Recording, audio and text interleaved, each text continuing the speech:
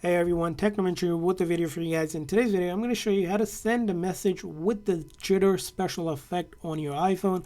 So let's get started. Now this is a feature that's available on iOS 18 or later versions. So if you haven't updated your iPhone to iOS 18, you will need to update your iPhone to iOS 18.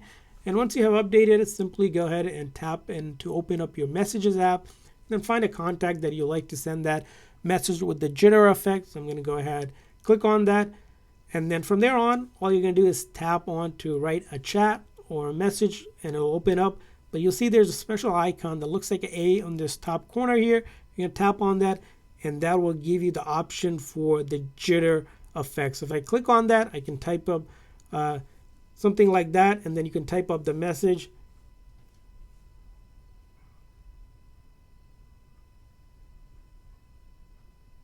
Like this one, for example, it doesn't matter.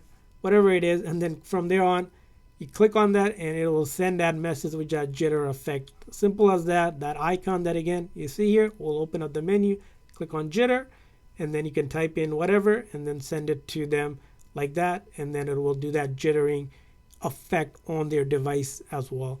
So that's how you do it. I hope this video was helpful. If so, please consider a like and subscribe button for more tips and tricks for your iPhone and other iOS devices, especially on iOS 18. We'll see you guys next time.